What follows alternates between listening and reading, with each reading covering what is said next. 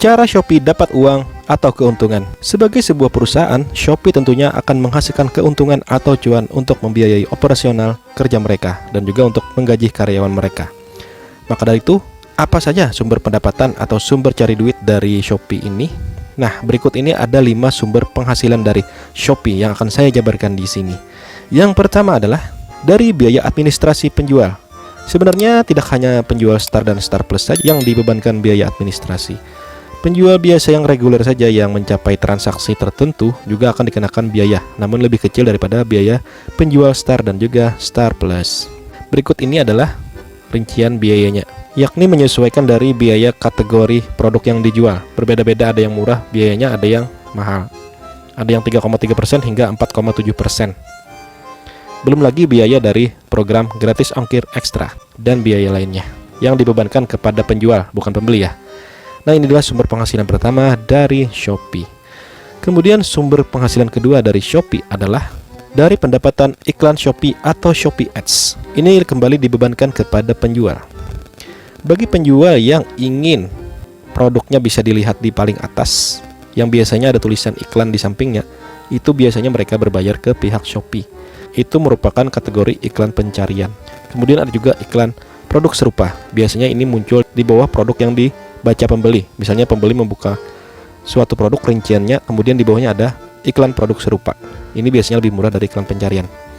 Nah, biaya iklan ini tentunya akan dibebankan kepada penjual, dan biaya iklan ini akan menjadi sumber pendapatan dari Shopee. Itu adalah sumber penghasilan kedua dari Shopee. Kemudian sumber penghasilan ketiga dari Shopee adalah jualan produk non-fisik. Sebelum-sebelumnya seller biasa atau penjual biasa bisa menjual produk non-fisik di Shopee. Namun perlahan-lahan Shopee mulai membatasi itu, di mana sebelumnya kita bisa beli pulsa dan paket data di penjual Shopee biasa. Sekarang sepertinya sudah tidak bisa lagi ya. Dan Shopee sendiri juga menjual berbagai macam produk non-fisik seperti pulsa, paket data, uang elektronik atau e-money, roaming, kemudian bisa juga untuk jasa pembayaran, tagihan listrik, tagihan BPJS, tagihan Telkom, TV kabel, PDAM, angsuran, dan lain sebagainya. Kemudian juga asuransi juga bisa. Kemudian juga transportasi dan akomodasi, maksudnya adalah tiket. Kemudian juga untuk hiburan seperti voucher game dan voucher-voucher lainnya. Kemudian juga keuangan, misalnya sedekah, donasi, zakat, wakaf, dan lain sebagainya. Dan juga layanan jasa dan servis. Nah, di semua produk non-fisik ini Shopee tentunya mendapatkan yang namanya fee. Jadi harganya ini sudah di markup untuk fee dari Shopee atau biaya dari Shopee. Maka dari itu, ini merupakan salah satu sumber pendapatan dari Shopee. Kemudian yang keempat adalah biaya layanan yang dibebankan kepada penjual.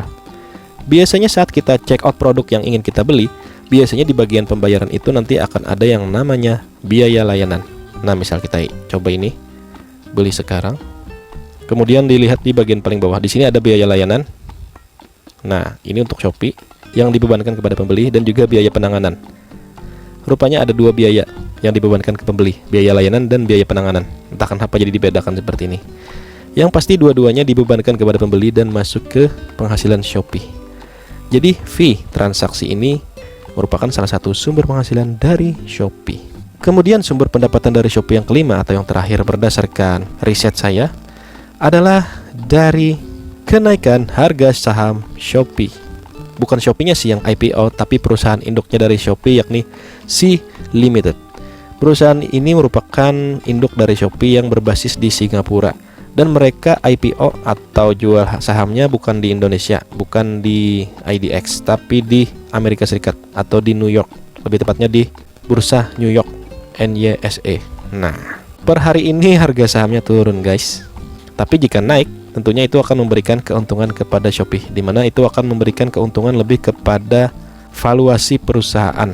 Dan juga jika harga sahamnya naik, tentu Shopee bisa menjual sahamnya lagi lebih mahal kepada orang lain. Jadi itulah dia 5 cara Shopee mendapatkan uang berdasarkan riset dari saya. Jika teman-teman memiliki tambahan informasi lagi, jangan sungkan untuk memberikan tambahan informasi tersebut di kolom komentar video ini. Sekian dulu video dari saya, semoga bisa memberikan pencerahan. Jangan lupa di like, di share, dan di subscribe channel ini. Dan sampai jumpa di video-video selanjutnya.